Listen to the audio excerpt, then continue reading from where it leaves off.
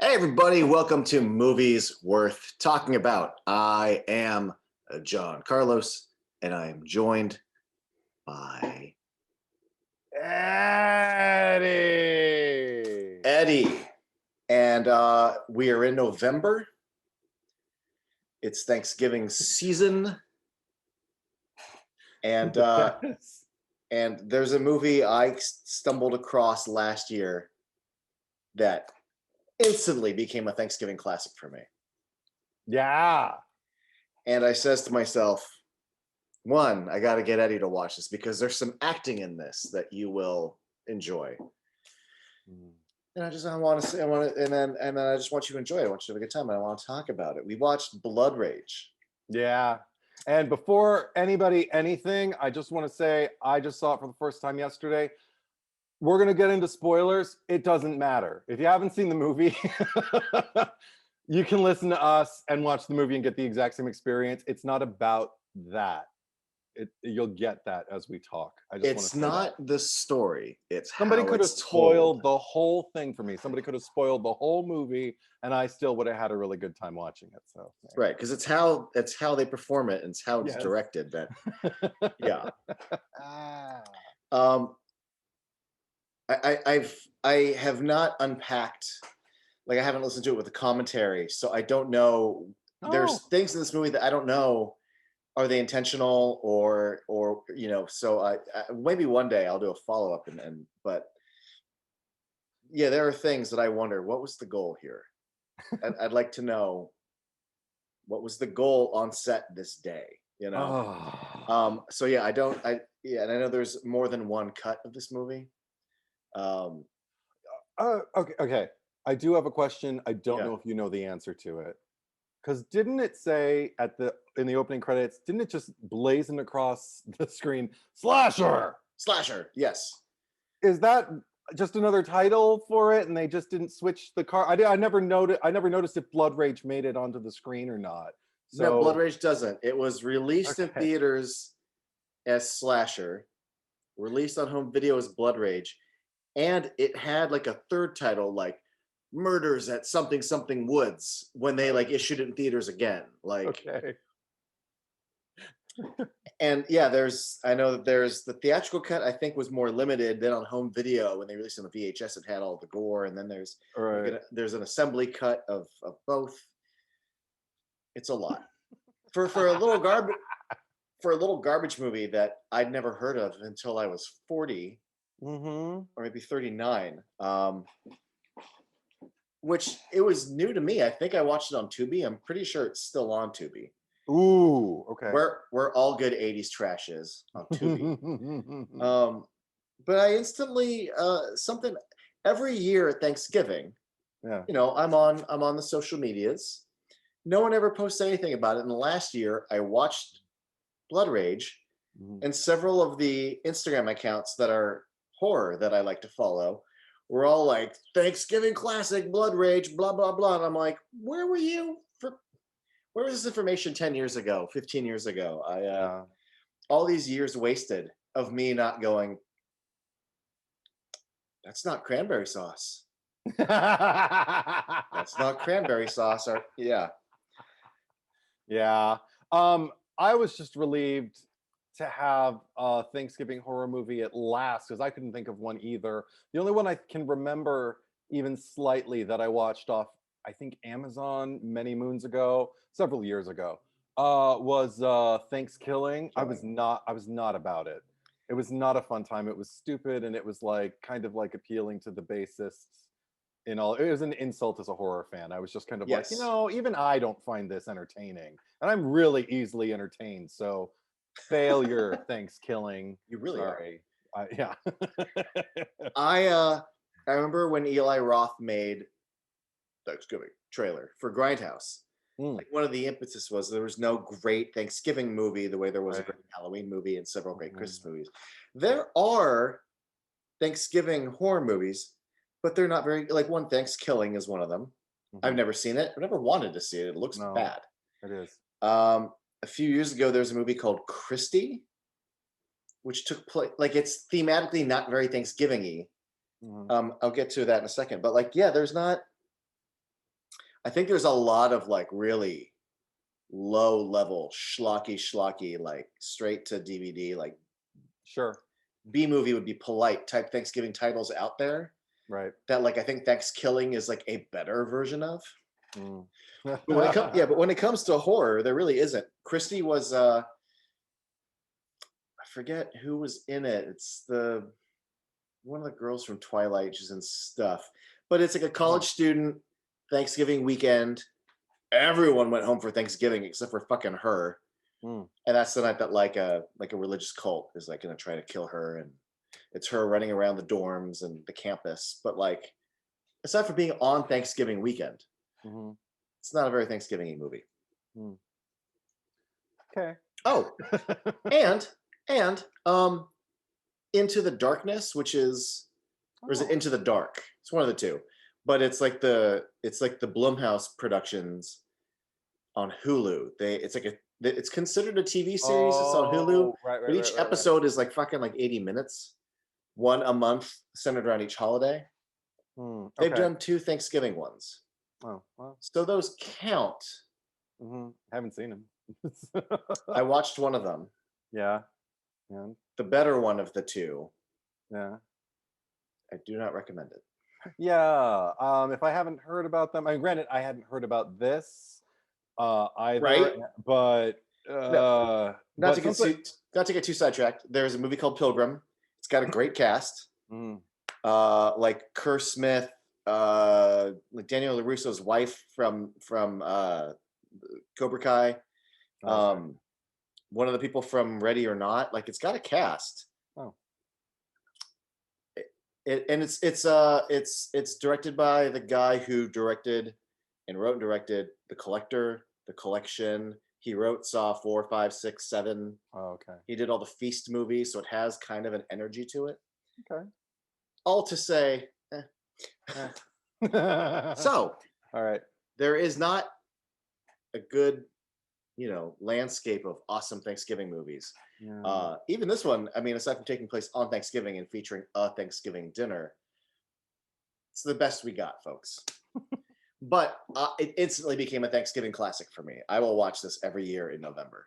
I Every might year. I might watch it again before I look for it. I usually, if you look on Apple, on the app, it'll send you link. It'll have a link in addition to the rental information for like whatever platform you should go to. So maybe it's not on Tubi right now, but but everything that's on Tubi that's pulled eventually goes back.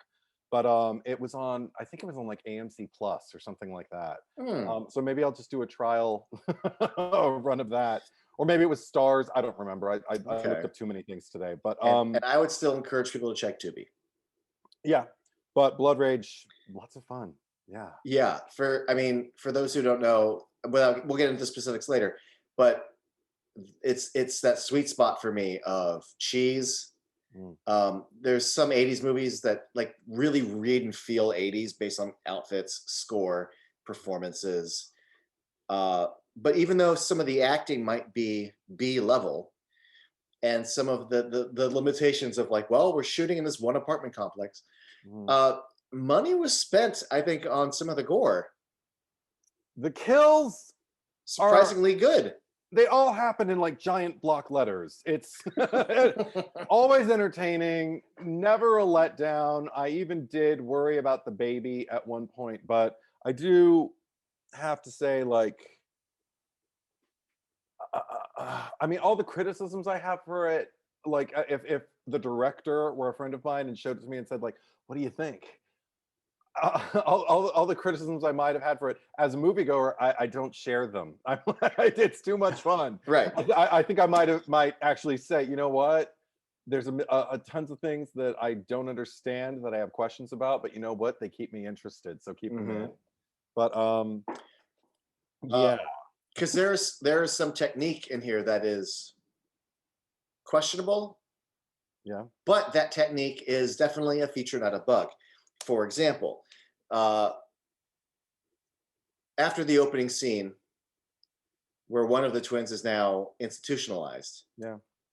we get a whole scene where the mom comes to visit her son, being aided by the therapist, and the whole scene is voiced over, awkwardly so, by the therapist, who's describing what the mom is saying in the scene, but we don't Yes. get to hear the mom say it. We get to hear the Oh, therapist say what she's saying, but yeah. still like watch the mom saying it and having someone describe the scene that you're trying to watch and it goes on for like 3 or 4 minutes. Yeah, that narration stood out. But before that, even like one thing, just to go back to the flashback that I loved at the Oh, drive-through. yeah, let's go to the opening scene. Okay, I just adored the fact that it was taking place at a drive-in.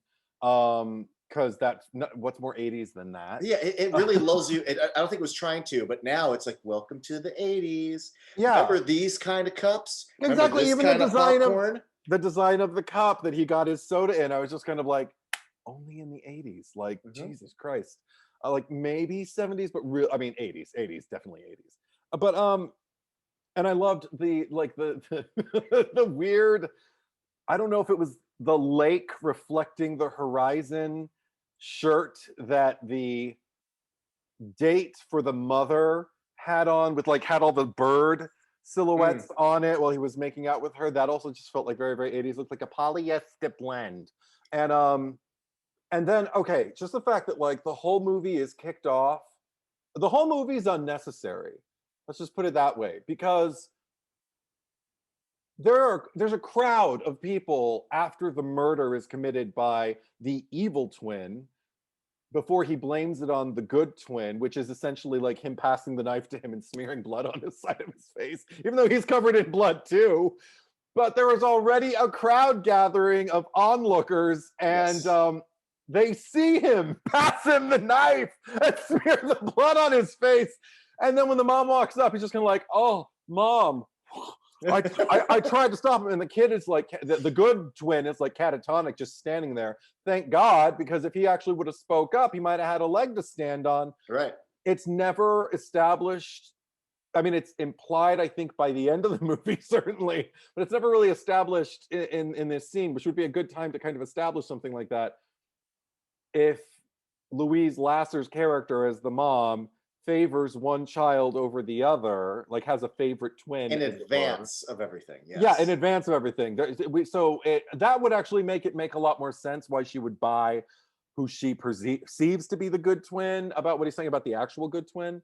But the thing is, any one of those people could have like stood forward and said, ma'am, Right. It's that kid just handed the other kid the knife. He stabbed him. We saw. We and were that's making out just on top of my car." that's a problem with the staging.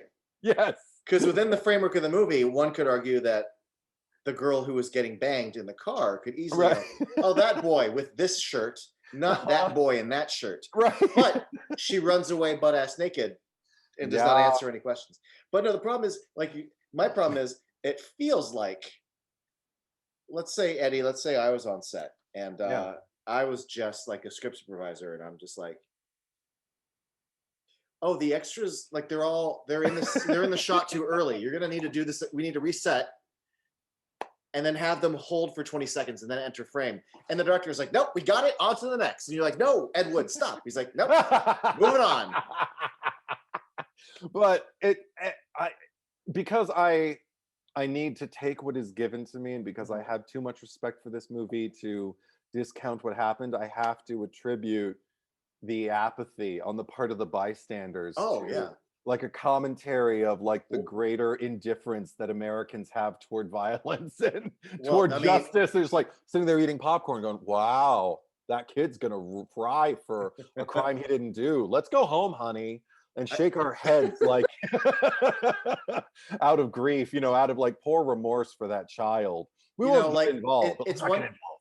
it's one thing for one guy to be like, well, this isn't really my business, but to have like a collective 15 people all go, I'm no narc. I'll just let this scene play out. Right?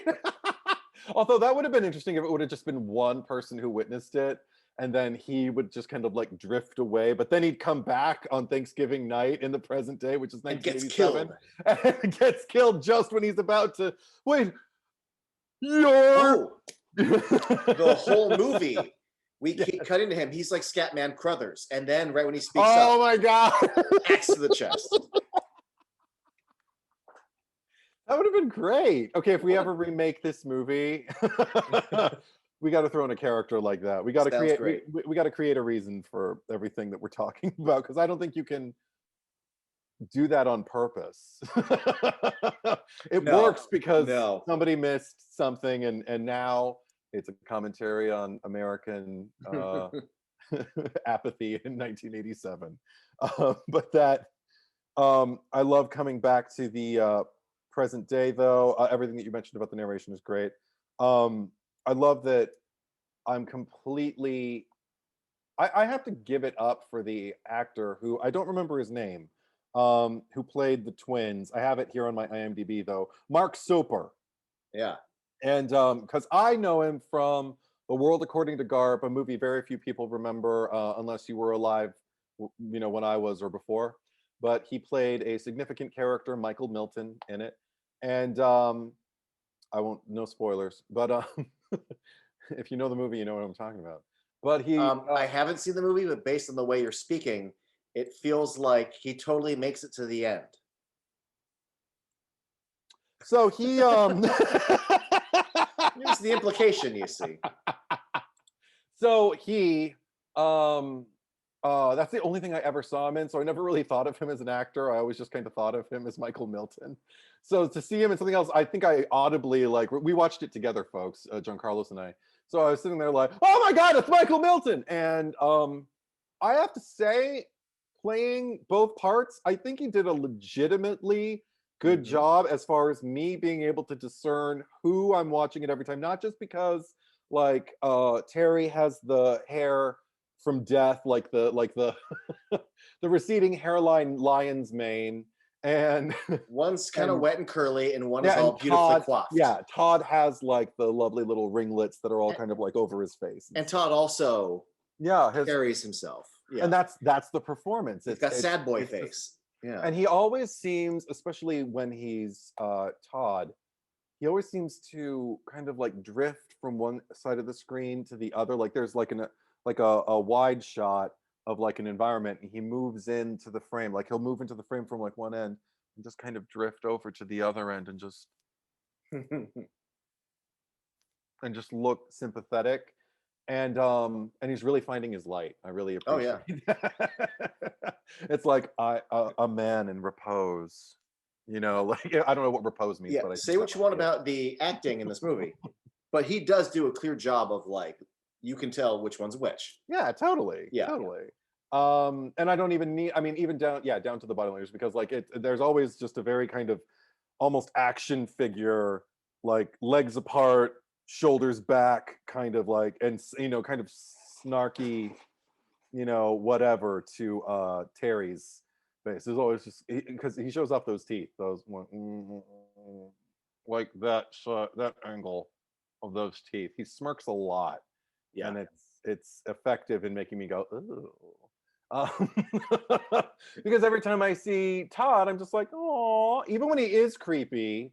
We're jumping ahead a little bit, but when he makes his presence known after he escapes from the nervous hospital, I don't know Yeah. what they call it, but he's talking to the supposed girlfriend, would-be girlfriend, Sort of of interest. Yeah. There's something yeah, there. of his brother, and she thinks she's talking to his brother. She thinks she's talking to the evil twin, who everybody perceives to be the good one.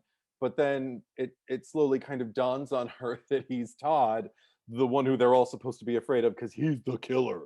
And and she's talking about how she wants to make out with him or something. And then he's just kind of like, I've never kissed anyone before. She's like, oh, well, look at my watch. I gotta go. It's time. Okay. And she just runs out of the scene. And even then, yeah, I mean, it's kind of creepy, but I still felt I still felt bad for the kid, you know? Oh my god. Well, because he first makes his presence known by reaching out of the shadows and touching her hair, which is never a good move, fellas. This is true. That's Yeah. true. Also, specifically, it's when he's like, "Oh, I've never kissed the girl." I love her outro entrance because she's trying to flee, but as she flees, she says, "Well, you really ought to give it a try sometime."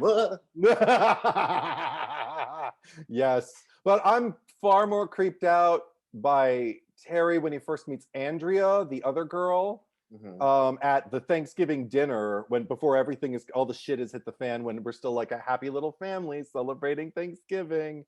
and he meets this random girl. Well, they met earlier that afternoon when they were playing football.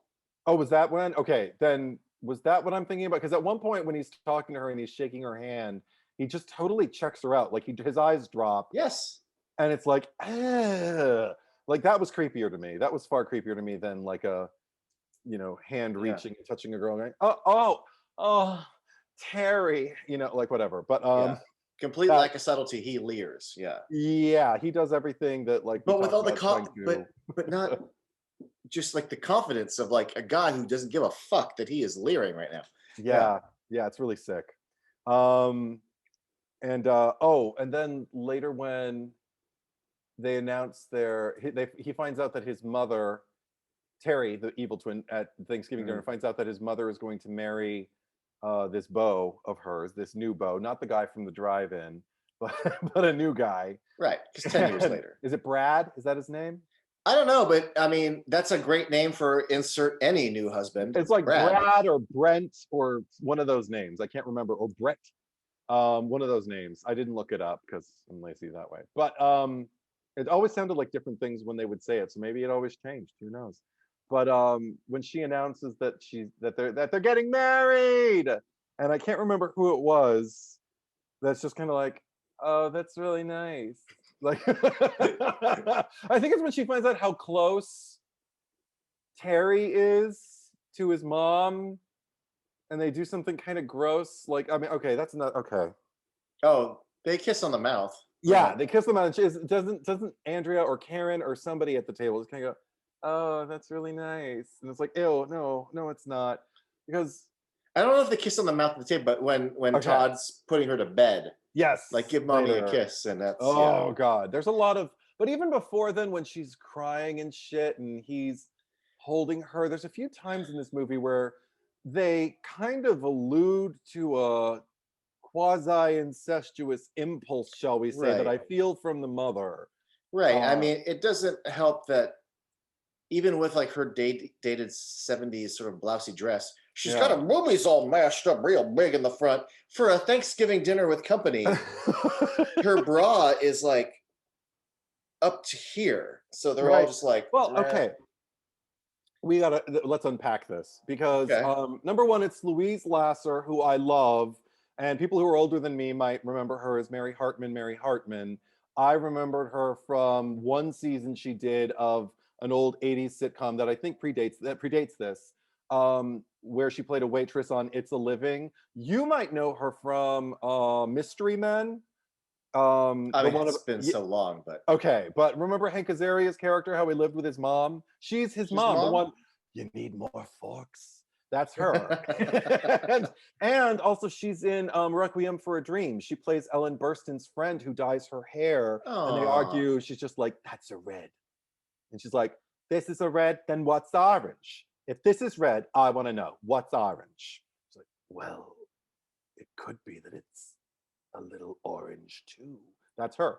but now Um, she gets to showcase in this movie, Eddie. Well, and now she does. Okay, so I love her. I think she's a good actress. I think she had her moments in this, certainly.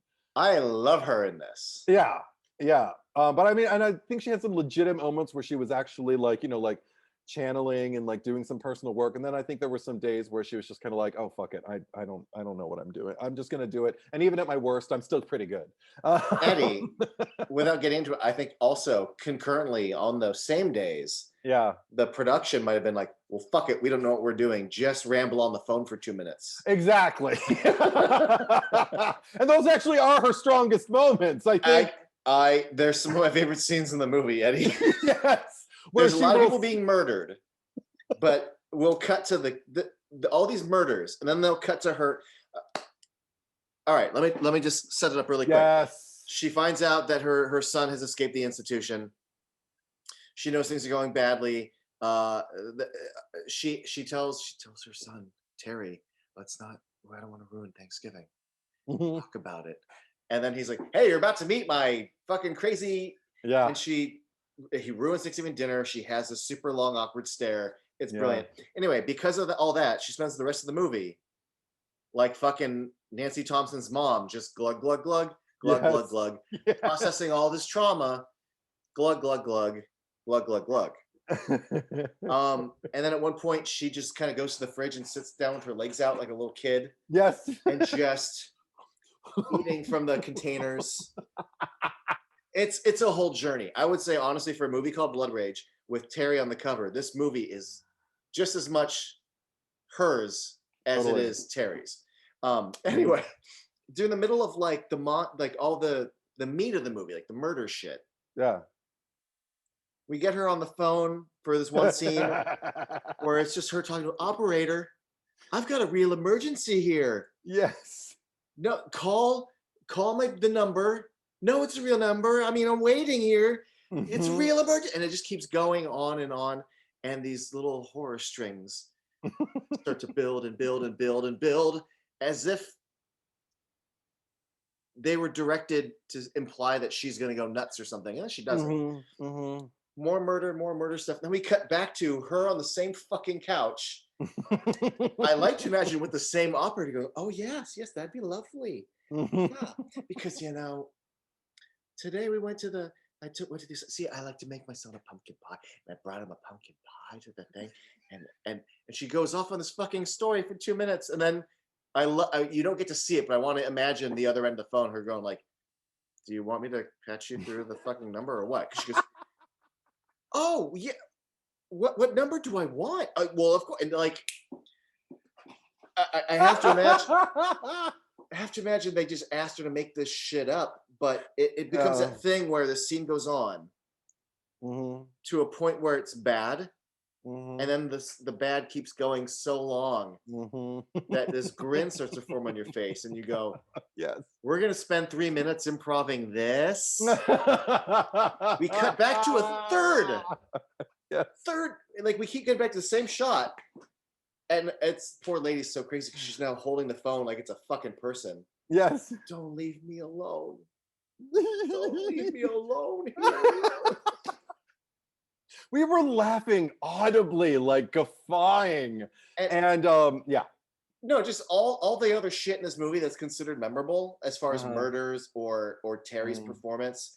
And I will watch her sitting on a couch, boring the fuck out of the operator. Just it's great. It's great. The only thing that makes me think it was at least partially improv is the fact that like she said every one of those lines at least twice. Yes. You can tell like when Oh, an actor is just kind of like clinging to. it's an emergency. Call that number. I'm waiting here. Please call my boyfriend. Please call them. Yeah, it's Yes. But so I adore her for that. I do. You mentioned the wine. I one thing that I uh, really appreciated was the fact that the first glass we see her pour for herself is a very very deep, like purple glass, and it's like wow. The next glass we see her drinking from is so clearly a different liquid. It almost looks like Kool-Aid. It's like bright red, and I love that my mind just kind of put together. Oh shit! She already finished the first bottle. She's mhm. on to another bottle already. That's not just her second drink. That is her second bottle for the night. And I really enjoyed that. Okay, but you Wait, mentioned the dress. Yes. and one more thing though. Yes, go for it. At one point, because she mentions she wants the tidy that would make, and they're like, no, you rest. Yeah. Terry comes home to her vacuuming while holding a glass of wine, and it's like sloshing around. And I've never seen anyone vacuum and drink at the same time. It was just a delight. But yes, the dress. Okay, so the dress, because that'll lead us to everything else. I feel like she was meant to be somewhat of a, or at least to be established as somewhat of a guilty party in everything, because of that neckline, which was unnatural. And this is why I say it's unnatural. Not because she's a woman of a certain age or because she's a mother or even because it's Thanksgiving. Because you're right, the dress was either like pulled off of a rack from like Goodwill or something like that. It was clearly, again, polyester or some kind of like synthetic blend. And um, maybe nylon in there too. I don't know. But the way it fit her, it was like somebody took something that was not fitted, tried to fit it, but had no experience fitting dresses on anyone. And then it's like the neckline either, I have a feeling it was crafted, it was completely manufactured. Like maybe the dress came up to here, or at least here, or something like that. And they cut it out to like, show off her décolletage. And then when she put on the dress, and even when she tied the little belt around it, the little fabric belt that's still the same fabric as the dress, they noticed, oh no, it's slipping all over the place, and it's draping, and it's not hanging the way, because that material was never meant to be cut that way. So they're like, oh no, what are we going to do? It's supposed to be like shaping, her just pushing her boobs out and everything like that, up and out. And so what it looked like to me, it was so hard for me not to say this when we were watching it, but I swear to God, John Carlos, it looked like they full on pinned the neckline to her brassiere, because the strap between the two cups is clearly visible on more than one occasion. Mhm. But the rest of it doesn't billow, and it just looks like they either safety pinned it or sewed it. I don't know what it was, but it was attached to the bra, which is unnatural. That's why it's unnatural, because no dress fits like that. Like, even Correct. dresses that do show off breasts, you wear a particular bra, you wear a particular dress, and they just didn't have the time or the resources to get something that would work. So she ends up wearing this for most of the movie, and it just looks awkward. Also, because like most of the time, her posture, it's Louise Lasser. She's not like, "Hey boys," She's like, "Oh my God, it's oh my God, it's Thanksgiving." Like, there are so many shots like from far away where she's just standing there, and then there's just like cleavage, and it doesn't. There's nothing. It's not there for any particular reason. It draws the eye every single Mhm. time. But dear God, I was just like, okay, whoever did costumes on this, whoever was wardrobe supervisor, whatever their title was, needs a Razzie. We need to give them like Oh, a retroactive Razzie. Whoever won that year, no, go back, watch Blood Rage. Because even the mindful placement when we first see her in the dress at like the Thanksgiving, when everybody's still happy and everything like that, and we see Terry and he's the only one wearing red. He's got a red tie. And the mhm. second I saw it, I was just like, oh, there it is, because he's a murderer, and everybody else is like basically wearing beige. Did you notice the Yes. house is entirely beige too? Like, basically Mhm. everything in that house is All of it. monochromatic and neutral. So anything is going to pop from that, except for the mother and her equally like beigey brownie, and even her hair with her beigey brownie flowers in it and everything like that, and her beigey brownie cleavage. I was just like, oh my goodness, I I don't I, I can't, I don't know what to do with this movie. I really, except to just sit there and let it happen. So anyway, that I just had to purge that. I've been holding on to that since yesterday afternoon. I just wanted to, what is happening? So that, yeah, there's I more. I I like your explanation of her outfit better, because the impression I just got was that it had like a low-ish neckline, Yeah. not even that low and plungy, but Hmm. just it wasn't the collar, it went lower, and someone said, "I want to see some cleavage," and like, well, this doesn't really, Yeah. this isn't meant for the. Well, then you take those bra straps and you really bring them up, because I want to see some cleavage. All right, it's okay. She's a crazy lady. It don't matter anyway. It's like, but She I think look. it's there to plant the seed that she is, in her son's eyes, in Terry's eyes, the evil twin, she is um an object. Yeah. And also I think it's to keep her in an odd way, like oddly kind of sexualized by the audience, so it makes sense why not only did she have a date at the drive-in that many years ago, but now she's got a beau who She. wants to marry her. How did And she land a man? Because of this. yeah, right. Well, also because there's at one point where all she wants to do is compulsively clean because she's so Hmm. upset, and he won't let her. There's no consent. No. I mean, and it doesn't cross the line or anything, thank God. But he is full on just kind of like, hey, come on, just relax. Just like he's being equally scuzzy. I'm actually kind of glad Yes. he got killed, but It almost feels like that scene was about to go somewhere bad, and then it yeah, doesn't. yeah, But he has that energy. he totally does. He Because does. she's saying no. She wants to clean. Let the woman clean, man. But whatever. Yeah. And eventually she does, and she's got the wine and she's happy. She's got the wine. Yeah, exactly. Yeah. I could only hope that if I am dealing with something to the degree that she is, that I could keep it together enough to just squat on the ground and just eat corn straight out of the container Yeah, and and drink green that. beans. If I tried to match her drinking in this movie, I wouldn't make it. So I would love to No. have her stamina or her metabolism or whatever She could have taken herself her out. her Marion Ravenwood esque level of Yes. resistance to alcohol. Right. Another thing that's worth mentioning, I feel, is the score for this movie. All Oh I my god! It wasn't the score. I don't. It's you listening to the score that made it. Go on and describe the percussions of the. Okay, well, just because I wrote it down and I don't remember the exact inflection, so you'll have to say it for me, but I did write it down. I just wrote like it's the first time they mention that like it's no, like what's wrong? Is there something wrong? Yeah, it's Todd. And then I just wrote dot dot dot. And then I just wrote drum machine go. It's almost like someone listened to John Carpenter's Halloween with the bam, bam, bam, and bam, Yes. bam, bam, and just decided to like do it with drums instead of a piano. Right. And it's the strangest score. I kind of love it Yeah. because they will rely on those progressive beats for like 3 or 4 scenes in a row, and right when you're about to question their choices, then they go to strings unnecessarily for one scene, and then it'll go to synth wave for a bit. So it's constantly it zigs when you think it's going to zag, and Mhm. but also it the movie. I don't know how else to describe it without being gross, but like maybe I'll find a way to not be gross about it. But like you're being teased, and Yeah. right when you think like, oh, you need to stop, like it knows how to Oh, stop, and oh, it oh, teases you in a okay. whole different way. Right, right, right. Because that percussion, you start to giggle, and then you hear it again, and you laughed, and then there would be like a scene where right when a scene someone enters, it goes bum bum bum, and then the Yes. scene cuts to the next scene, and immediately just starts for no reason, bum bum bum. And you start to really feel that they're only using this one cue, and they're not even using it to reveal. They just throw it into a scene, and they keep turning moments. It's not a moment, but you feel like it's going to be a moment. And Yes. right when you start to laugh, because they've done it like 4 times in a row, like, are they going to do this with every scene? They never do it again. They took you right to the point of when it was the funniest, and then they don't kill the joke.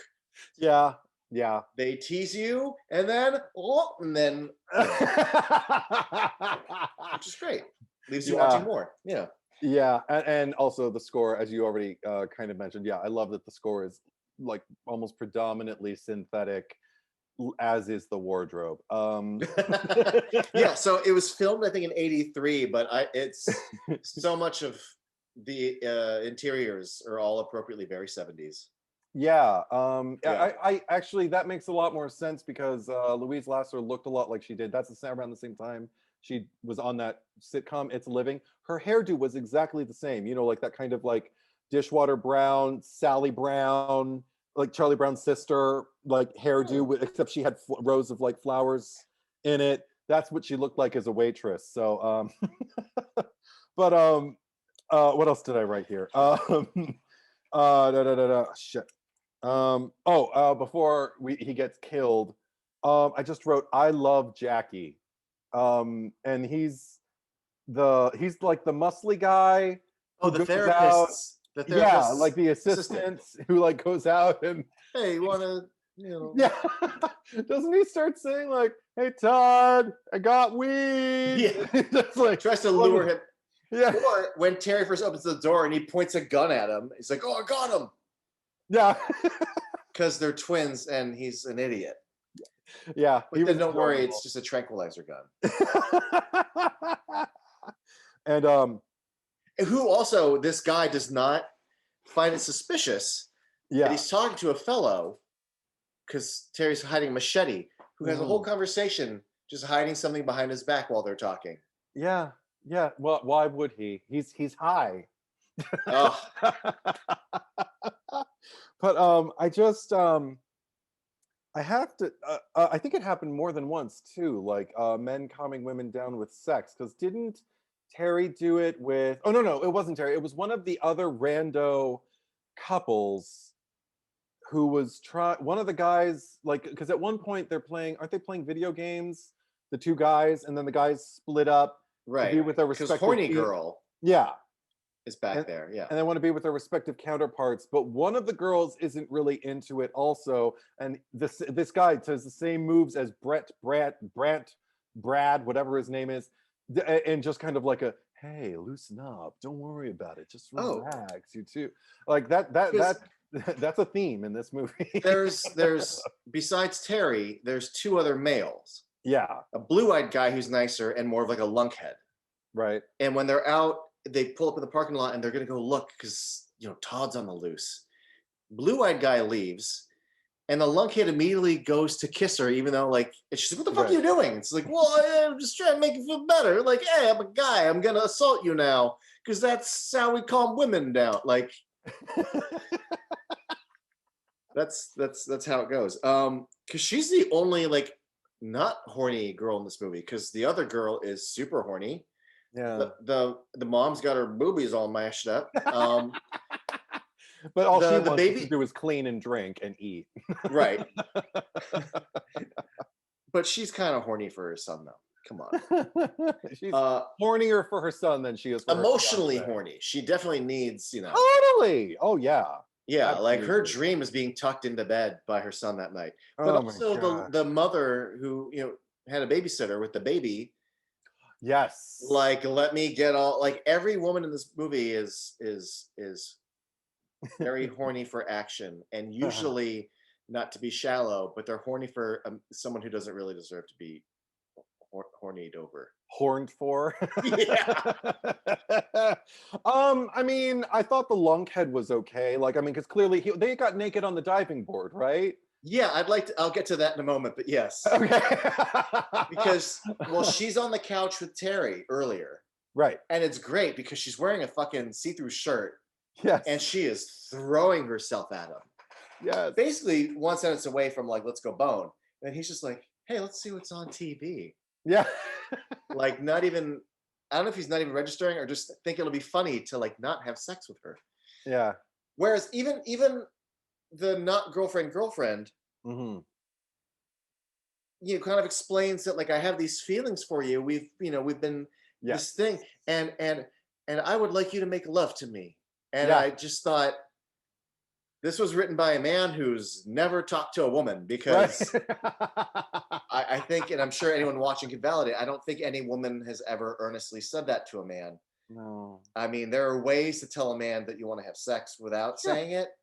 Sure. And there are there's I don't even mean seduction, but Yeah. just Putting explaining just that I want you to make love to me tonight is sure.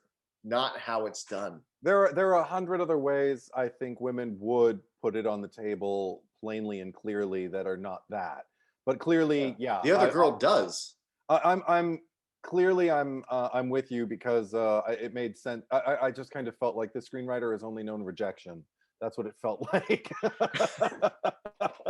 Or like he's wore them down, like that old chestnut. Mm, But I do have to say, like, I do overall, I wish they could have established the whole townhouse scenario better. Maybe I just wasn't paying close enough attention, but I didn't kind of get the geography of like where they were. It looked like the interior of where they were having Thanksgiving was just it could have just been a house. So I didn't realize that they were all like just adjacent to each mhm. other until a little later in the movie. So by the time I think it's when Karen is the girlfriend of the evil twin Terry when she finds Todd and he says he wants to kiss her and she's like, you should try it sometime. Zoom. And she runs like across a field, like across a park to a lot where there are like a number of vacant parking Mhm. spaces where her car is parked.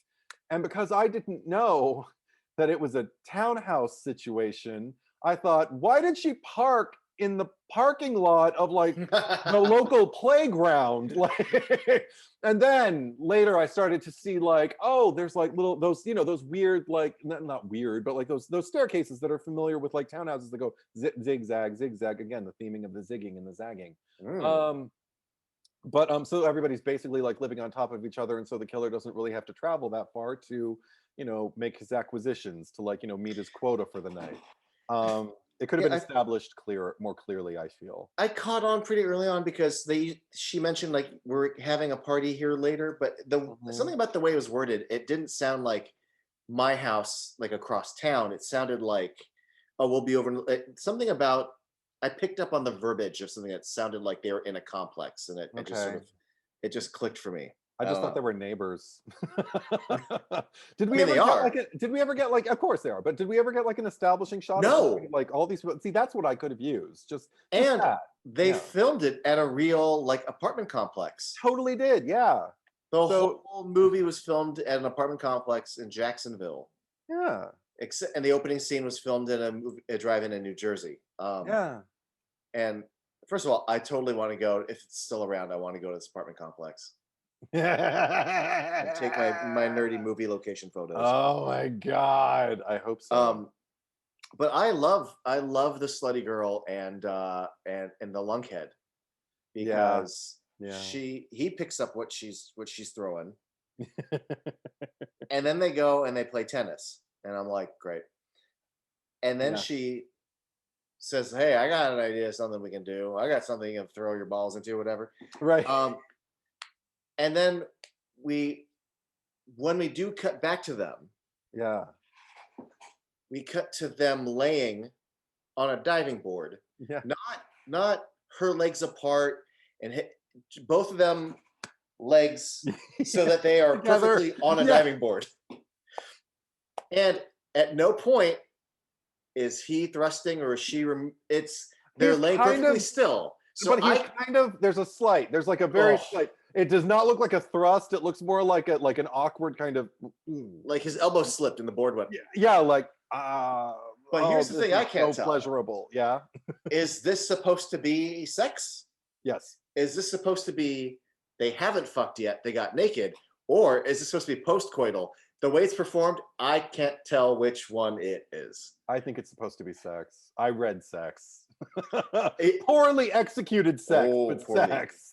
And well, and then we cut to not like I'm like, ooh, I want to see this so much as like, if you're Yeah. gonna do it, then have the actors do something.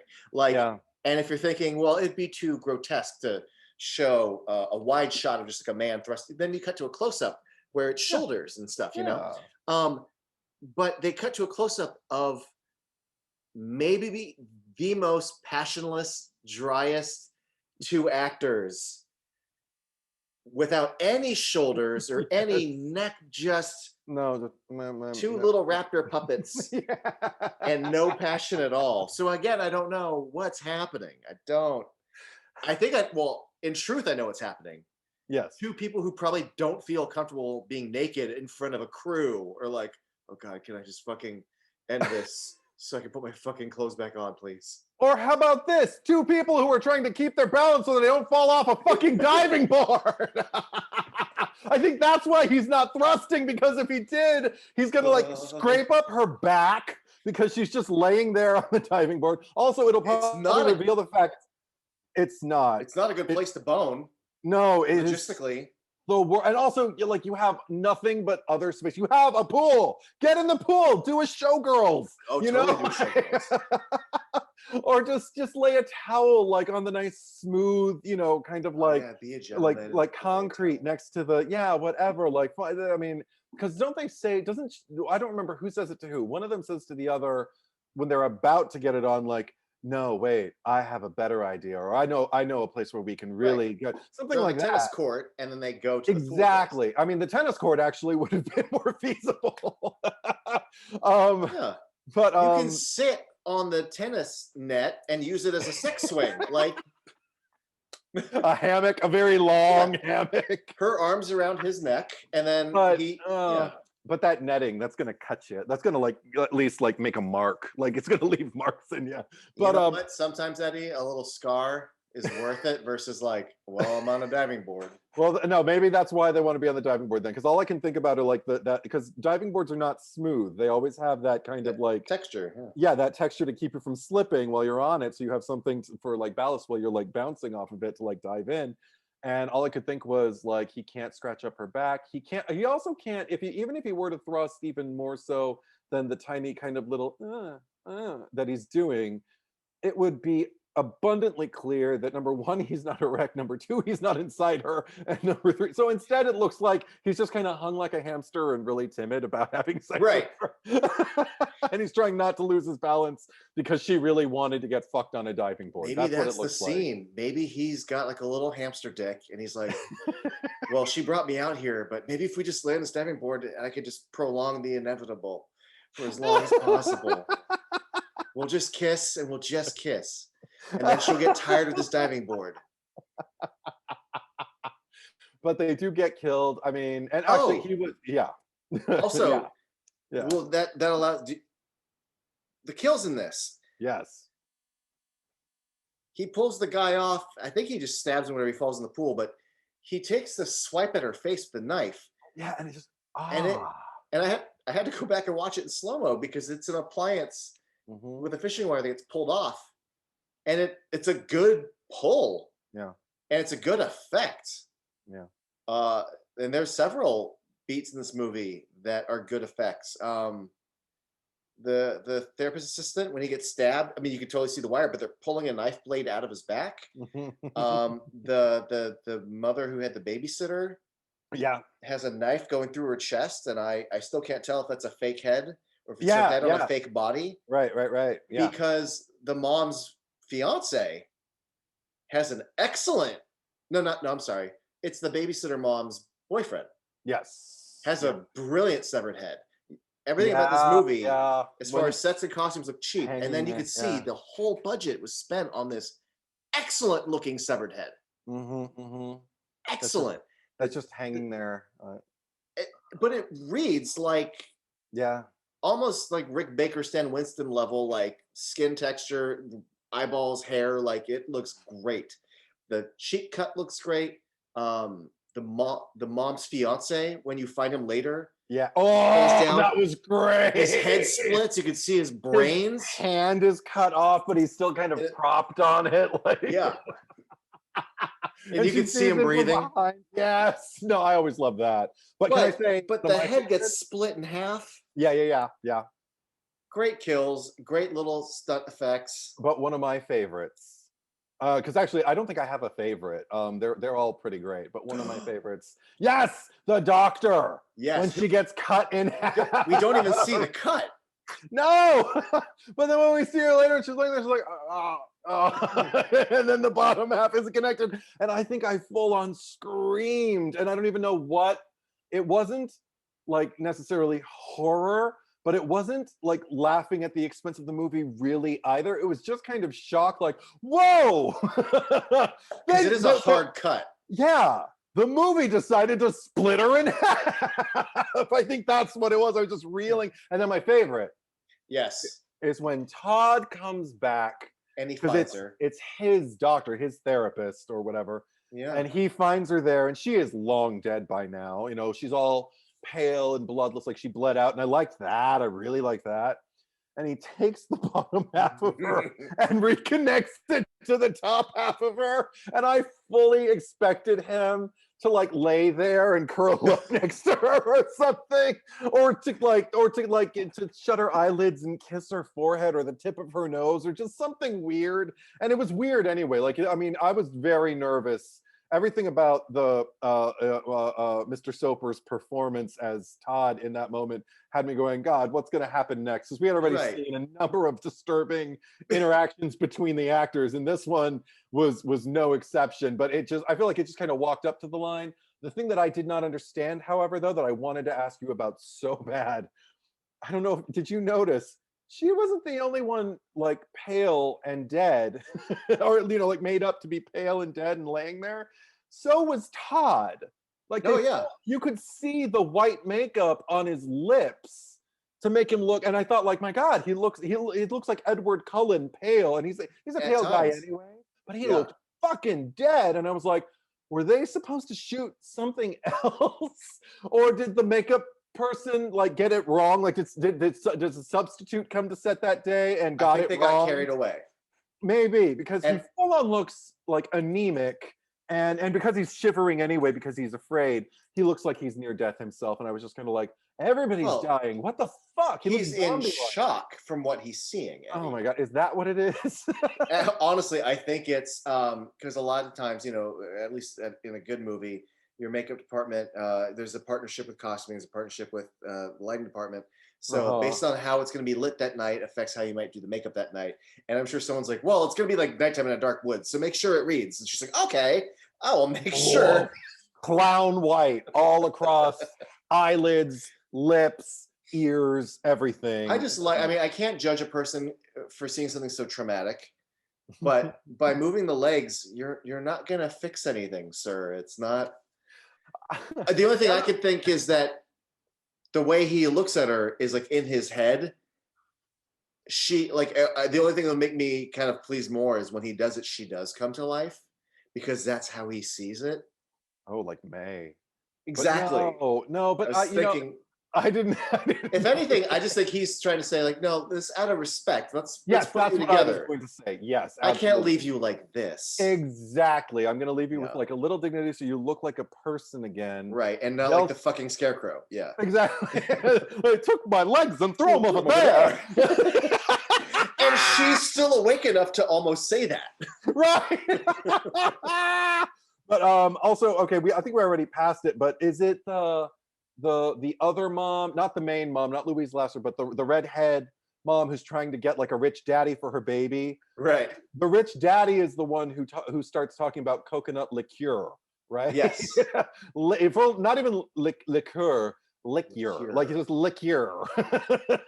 And I loved him because that was a whole movie that I could have watched. You know what? The whole movie could have just been like that family and like those people. I didn't need like all these other kind of like side characters because actually I was rooting for the single mom. I knew, she's got a wealthy guy. He seems to respect her. He seems to be kind of even like a little timid, so that's why he brings up the coconut liqueur. And, Right. and he's just trying to, and he's really, really nervous. But you know that tonight's the night. She needs to, she needs to reel him in, as the gals say on Right. I Love Lucy when they're trying to nab a man. But I just so I could really get behind that, and especially okay, her baby. I was so worried about that baby at all times in the movie. And I don't mean like worried about it on set or anything like that. I mean like within the context of the movie. That's one thing where I felt like the movie really shone, was actually making me care about that baby being at risk. I was so happy when I think it was Karen who finally knows that Terry is the killer. Hmm. And and he's following her all over the tiny townhouse, and she grabs the baby, makes her way out, and just runs and runs and runs and runs and runs as long as she can. But again, I had to come back to hysteria, as I always do with this movie, when she ran to the pool area, sat on the edge of the pool with her back to the windows, holding the baby.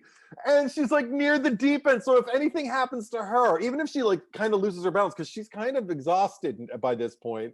So if anything happens to her, that baby's going in the pool. And that baby can't swim. So I was just like, again, you could have been literally anywhere else in this pool area. You could have sat in the corner and kept your eye on the Hmm. windows. So at least if he approaches, you can see him. But obviously her name is Karen. So this predates the connotation. I feel sorry Yes. for anyone named Karen who is a decent person who is not Well, entitled, not, yeah, I but feel double bad because the way I saw in the early 2000 or the mid 2000s, Dane Cook yes. had a stand-up routine Oh about no. how every group of girlfriends has a Karen, and every Karen Oh is a douchebag. God. Like Oh everyone's got a douchebag friend named Karen, right? So Karen was already ruined once, God. and then like 10 years later, it got ruined again. The internet succeeded where Dane Cook, like Dane Cook lit the fuse, but the but the internet just lit that shit up. But yeah, My concern for the baby wasn't the same as yours. My concern was the minor one, which was because I felt nothing for it until she picked it up. And then she's running, and it's clearly a dummy, but I'm looking at its legs and how much its legs are shaking, and I'm like, well, don't run that hard because its little brain is going to rattle in its yeah. skull, and I think you're going to do more damage that way. Also, I swear to God, that's not the same baby at the pool as is in the shots that they have in the close-ups in the bedroom, because in the bedroom the baby looks like just kind of like your regular average size, typical baby. And then by the time she gets to the pool, we even remarked on it. I was just kind of like, that baby's huge, and that was a baby. It was an actual. I saw like hands gripping or something like that, and I was just kind of like, okay, now that's they Yeah. they lost that other baby that they got on the I, close-ups. Like, I couldn't just help but need a think baby. You got a toddler? Okay, great. it's almost as if they got a bigger baby because the dummy they use. Because when she's running, Maybe, yeah, yeah, its legs, it's like this long. yeah. I'm glad you brought up that pool scene, because that was, I mean, I was already enjoying the movie the first time I saw it, but that was the moment where I realized I want Eddie to watch this. Um, because it's is it what's his name? Mark Soper? Yeah, Mark Yes. Soper. Hey, I remembered it. Um, Hey. I love me a good comedy framing where she's sitting with the baby, and Yes, Edward's in the yes. background. She's in the foreground, and you see him come into the background, Mhm. look at the diving board, think about the diving board, get on the diving board, Uh-huh. and then start jumping. And then Yeah. she slowly like hears it and Yes. turns around, and he goes, "Hi." Yeah. So there's three beats: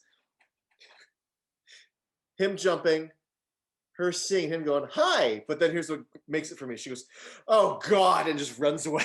Yes! That was amazing. That was gold. Oh That part, God. because I was like, that's exactly how I would feel if I made every choice you made up until this point. Yeah. But It's maybe my favorite "Oh God" of it. It was, and also the fact that when he's jumping, the last 3 or 4 jumps, he decides to really let his arms loose, yes. so his body's shifting and his little elbows just going. Yeah. Oh, like just not like to me. I love the movie and I like Mark Soper, but it's when he takes complete. It's not just him murdering someone and then going and saying, "Where's my brother Todd?" It's when he completely owns that Yeah. I'm nuts, for lack of any kind of specific thing. He is happy-go-lucky mode. Yes, There he is a is. shot where Karen's been running, and we cut to him literally just doing this, Yeah. Yeah. and it's fucking everything. That is performance. And then the next shot is him just walking in the pool, like, "Hey," Yeah. with the machete. "Hi." Well, because one thing that I love is that he plays the freedom of it. The kind of like, I framed my brother before. Now that my brother is free, I can kill literally anyone, Right. and I can just blame it on my brother when it's all done. Like, hey, Yeah. okay, I'm gonna have a great night. Hey, Yeah. it's kind of like, I mean, if Michael Myers were more expressive in Halloween, I mean, because he's essentially the same character, except if Michael Myers had a good twin he framed for the murder he committed when he was a boy of Judith Myers. Right. And Because years there's no later- explanation, just pure evil. yeah, but then he found out his brother broke out, and he's just kind of like, "Fuck, I can kill on the same, on this holiday again. Fantastic!" And then he just kills everybody. I mean, it's literally like if you just split Michael Myers into a good and a bad, and the bad frame the good. That's what this movie is. So I appreciate Yeah. that. The only other the slight thing, and Yeah. it's my only nitpick about the movie, if I had Okay. a criticism, which is like you're bringing up Mike Myers, this idea that like he's a boy and he just kills someone, maybe he's pure evil. Mhm. But first, mom starts to hook up with this guy in the front seat, and I forget which one, but they go, "Mom's at it again." Right, First right. of all, what the fuck?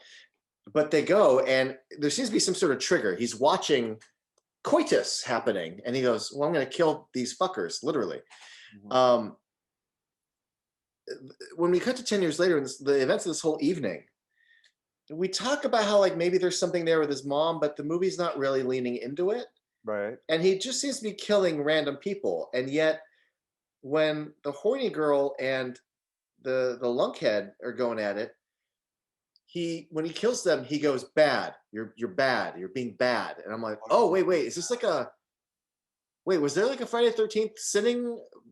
Were you ignored by like why now? Because that didn't factor in before. So now I feel like I don't know if he improv it or they tried to insert this in later, but thematically, they they either try to introduce it, but there's not enough.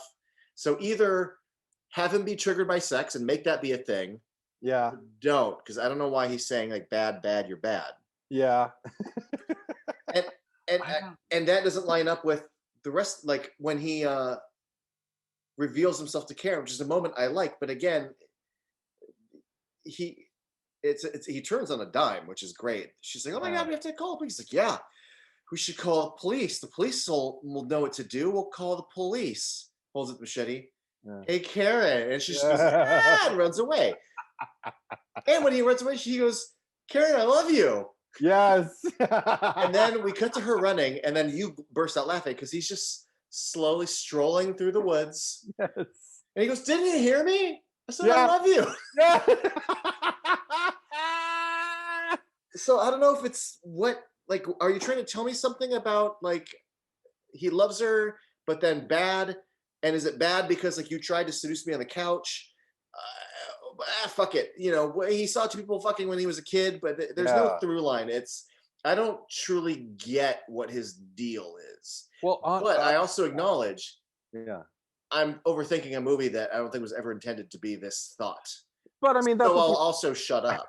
but that's what these discussions are all about too. Like, I mean, I really appreciate when people take things more allegedly like more seriously than the filmmakers do, Yes. because ultimately this is what ended up on screen. And again, for the most part, it's interesting to talk about either as an indicator of like what is in the mind and the heart of the filmmaker, or in the soul of the filmmaker or filmmakers, or where were we as a society that this was like standard fodder that was being churned out or something like that. Or even just like if something is a huge success, which obviously I don't think this was, but if it was if it like took on a life of its own, like why, what is it that attracts like people at this particular point in time, like to this kind of lore or this kind of content, this kind of uh, Yeah. action, I like in this depiction of victim and aggressor, like all of that. I think there is a greater conversation to be had there. I haven't seen the movie enough yet to really pinpoint any kind of like ultimate theory, because I do think this movie is riddled with enough details to right. form some kind of thesis about it. Yeah. Yeah, I think there's two or three half details, but I couldn't complete a full thesis because it's like two or three little dead ends, and I I could. can't get the wires to connect to make a I don't know. If I watch But it another 2 or 3 times, I could yeah, probably maybe you make a can. full-on And thesis of it. there's two other cuts that I need to watch still, so maybe Hey, maybe there's the answer something could there, be on the cutting room floor, like Blade Runner. right?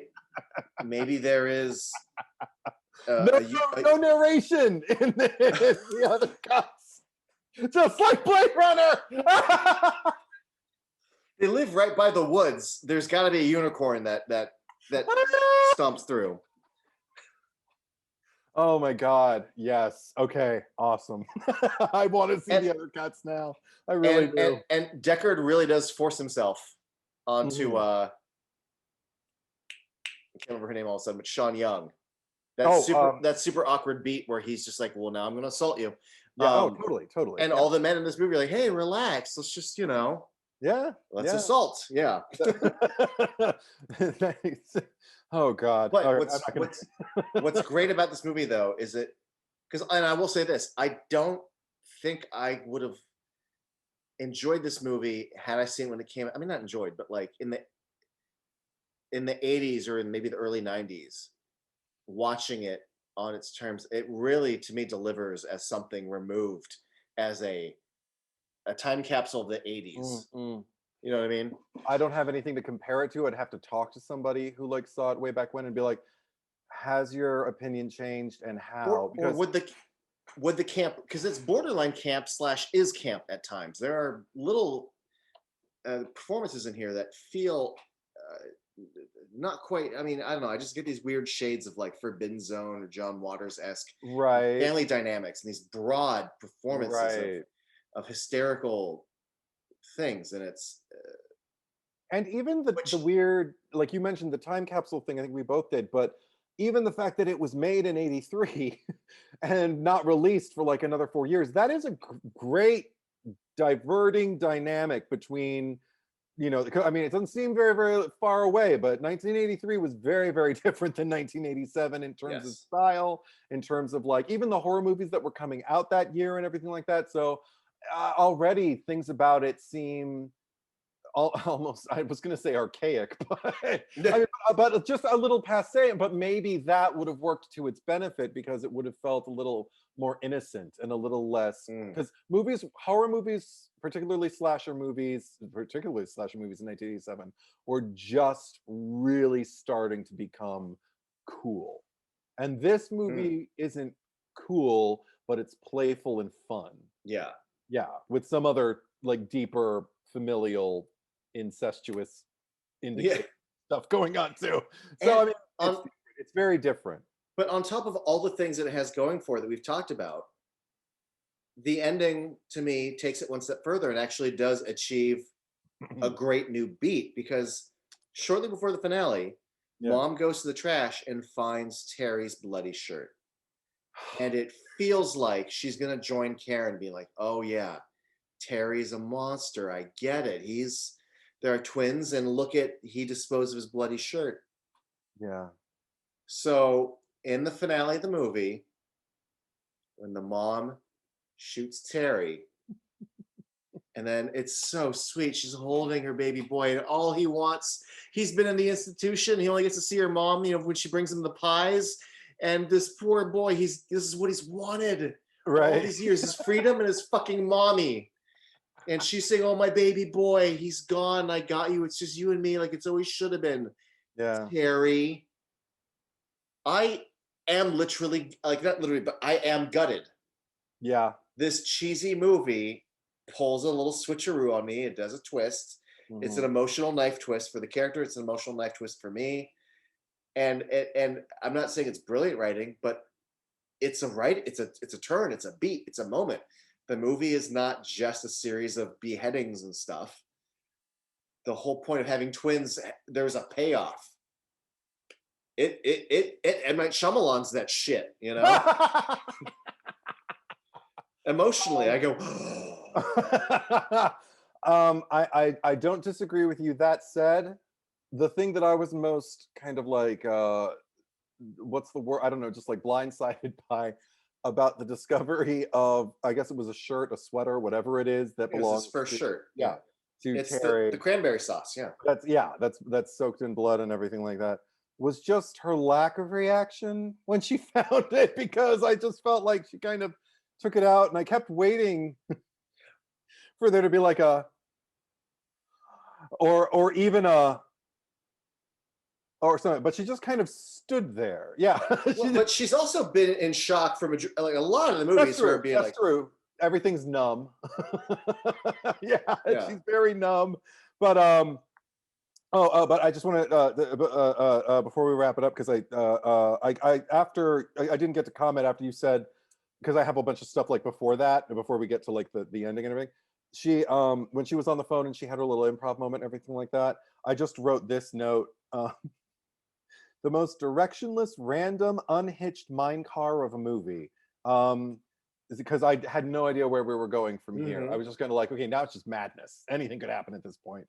Somebody says to someone, I didn't get to write down the character names, but someone says, he's got to be stopped. I'm thinking about Todd. And the other person says, I'm with you. And I just wrote, why? I don't remember who said it to who, but somebody was with someone. And I didn't understand why.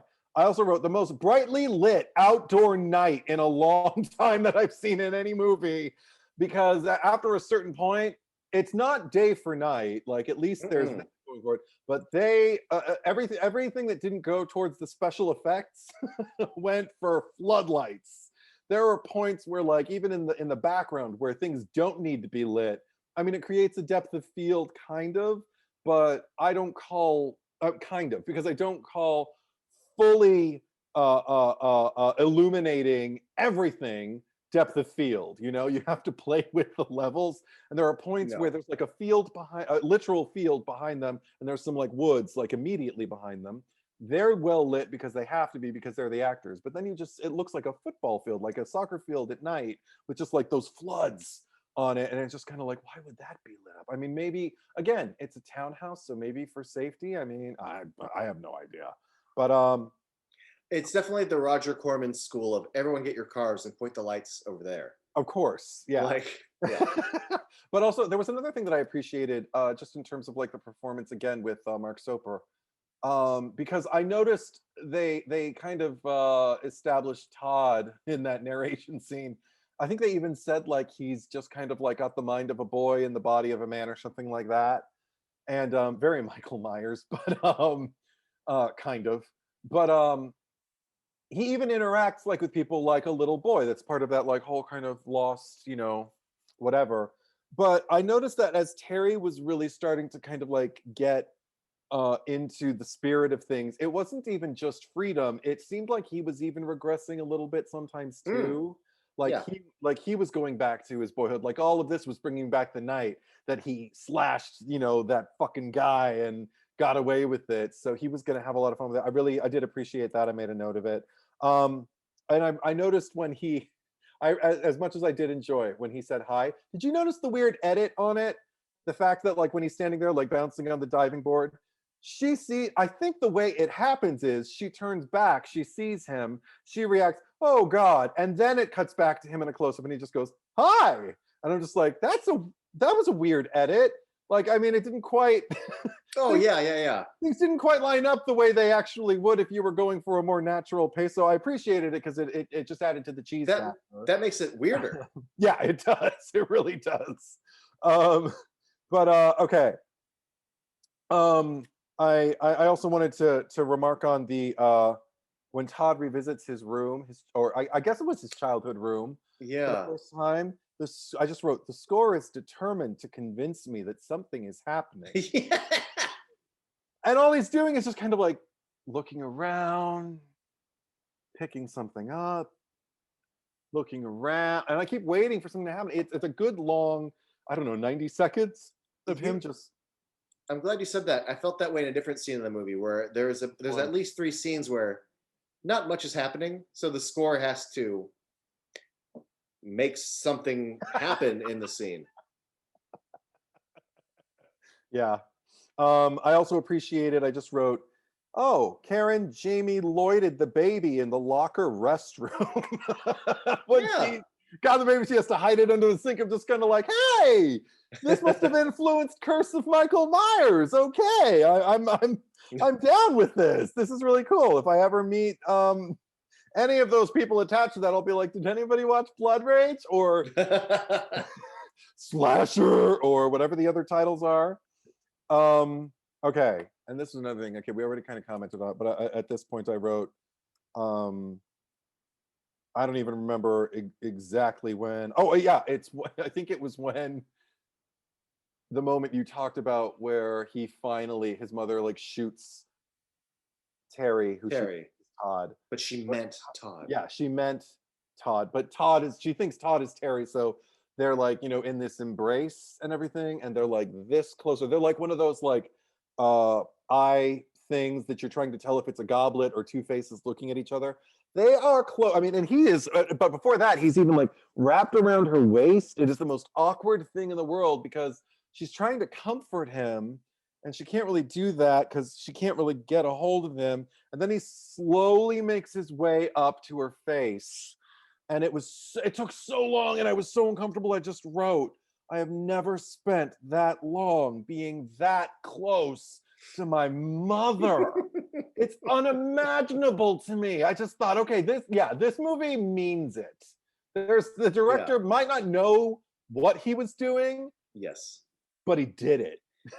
I get that like a crying child maybe would, but a man of his size would not be Yeah. that close to his mom in that embrace. And the fact that, in real life they aren't related allows this moment, like Yeah. had they been related, so by them being comfortable enough to do it Yeah. makes us now more uncomfortable that they Yeah. are doing it. Yeah. And the extra little wallop for me at the end wasn't just the fact, I mean, I thought it was fucked up. I thought it was a great decision to have her realize she shot the wrong son Hmm. and in her mind, and that no matter what, I guess Terry is her everything Right. and Todd is the bad one cause reasons. And but what really put the cherry on top of it, of the whole thing for me, the Sunday of the movie, as it were, was the fact that he was screaming, I'm Todd, and she starts screaming, I'm I'm Todd. Todd. what? Because at first I thought she was screaming, "My God," just like the same No. time in unison with them. But then I realized she's screaming, "I'm Todd." What the fuck is happening? And I need to watch it a few more times to I look mean, for, like, is there an identity like merging? Like I was thinking, she was well, one with Terry, and now no, I'm not Terry. I'm Todd. Like I saved Todd, so now I have to be Todd. Like I'm Todd. That's the son I merged with. Ah, ew. Like is that see, what it is? I don't know. well, I think maybe. Well, here's my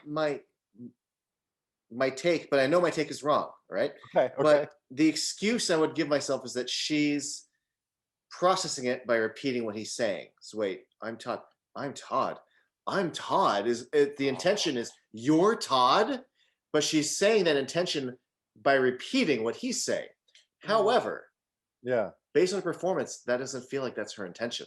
Oh, It just comes off as crazy yeah. and weird and makes the ending, I don't want to say creepy, but confusing and not in a plot kind of way, No. like mentally, emotionally confusing. Like I don't Yeah. understand. And And spoiler alert, she blows her fucking brains out. yes. And So then I love that this story ends with a big grim the end.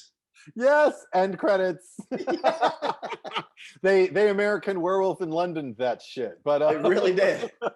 and it was only a year after that movie was released, wasn't it? But I do say like okay, because obviously I enjoyed myself. I mean, we've established that, but I really was so happy when it was over because I was just kind of like, it wasn't even like a Thanksgiving movie, but it's just a lovely thing. We've expressed this before to like kind of watch a movie you've never heard of. We both had a similar thing with City of the Dead and things like Mhm. that, where you see a movie and you're just kind of like, oh, that I found gold again. Like Yes. I've lived long enough to kind of like fall in love all over again because this movie's gonna be like right up there. Like with like I may do double features with Sleepaway Camp or with Silent Night, Deadly Night if I don't because I don't like watching part one and part two back to back. Um, so maybe part two and that, This and is then a another good night. one with two because they both Yeah, feature cartoonish mental patient people yeah, yeah. So growing I'm up from a excited. child trauma and just Yeah, it's that level of greatness. Like I had that much fun watching it. I was that confused by what I was watching. But also I did write down one thing thematically that I kind of hooked into that I thought that's what this movie is about for me this time. And I just wrote down thematically this movie represents what lengths we're willing to go to preserve the world we're comfortable with. mm, And that's true for all of the principal characters at least because it's Terry's story. It's mom's definitely mom's story. story.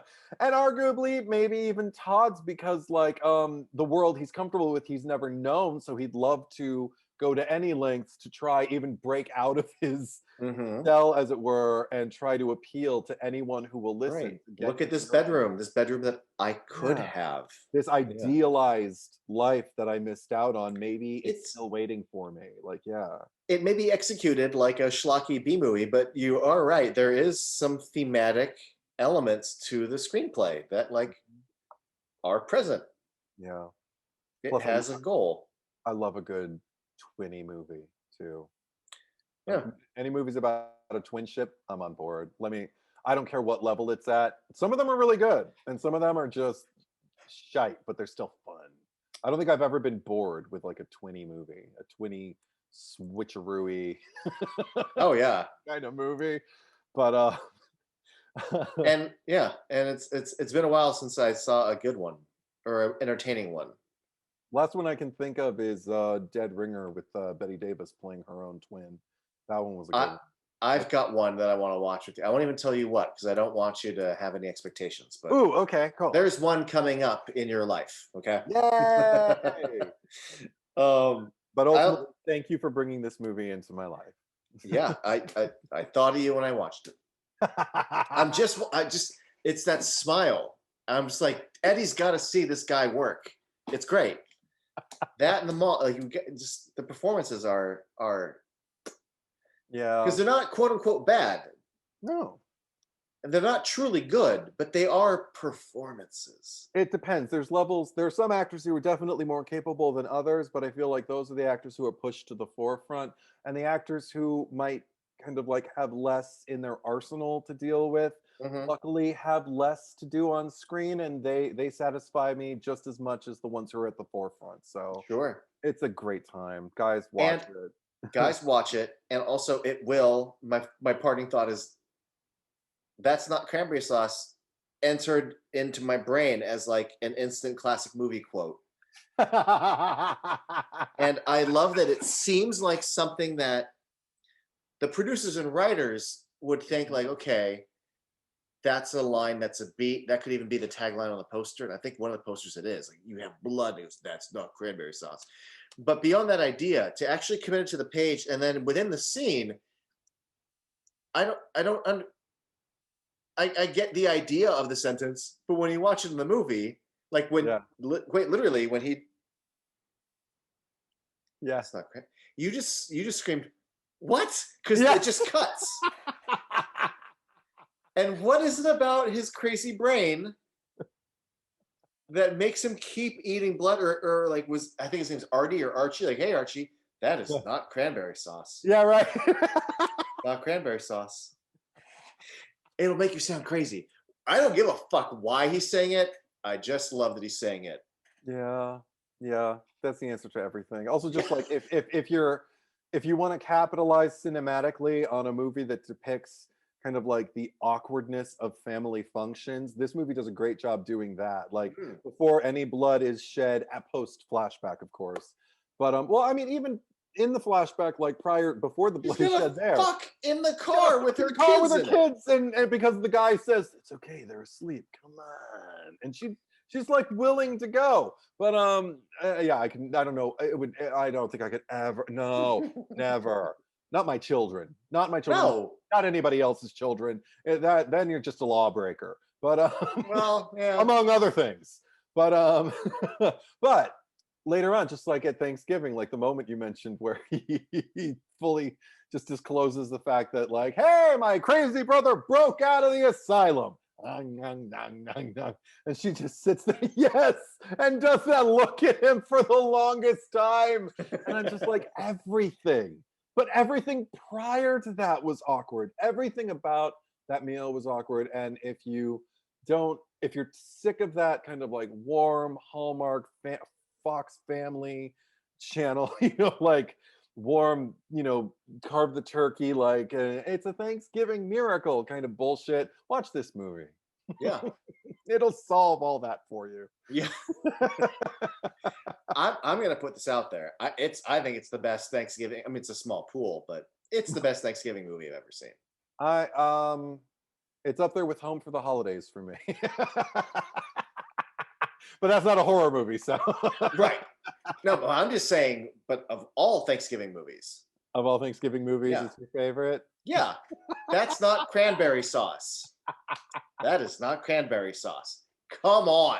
It's a small pool. Thanksgiving is much more of a special, like a television special, Yeah. or a very special episode of this particular series kind of like thing for me than a movie thing. But yeah, And sure, and it's a and contender. and Yeah, you say that, yeah. and I feel like we should discuss that at some point. I think we should. Thanksgiving movies and specials. Hey, how about that? Yeah. What a segue to our next episode. So I'm glad you liked it. Thank you for watching it with me too, because we've been watching all these pandemic style. Yeah. But yeah, came over. It was good because I knew the moments that were gonna make you laugh, and I want to hear it. Come Right. on, Yeah. give me that sweet Eddie laugh. Yeah. No, Yeah. we were full on guffawing. Like I wasn't the only one laughing either, folks. We were having a Yeah. great old time. Get some friends. You Yeah. know, get some cranberry sauce and lots and lots and lots of wine, and interact with the movie. Like Get a big tray Thanksgiving. of green beans and just. Yeah. You could do a full blown movie feast night with this You on could. Thanksgiving. Uh, Yeah. I advise Thanksgiving night when like everything's kind of like winded down and everybody's just like overloaded and there's no football and no fucking parades, no nothing like on the screen. Just put that on. Blood Just put it rage. on. Blood rage. put it on, see who stays in the room. I guarantee you, at least half your family's going to stick around. Yeah, see if they stick around past the Ted Raimi cameos, the guy selling Oh condoms. my God. And I couldn't even, yeah, I didn't even recognize him. I knew, I was just like, I know that face. You were like, you recognize him, don't you? I'm like, yeah. And you're like, I'm like, but who is it? Like, I know that face. And you're like, it's Ted Raimi. I was like, holy shit.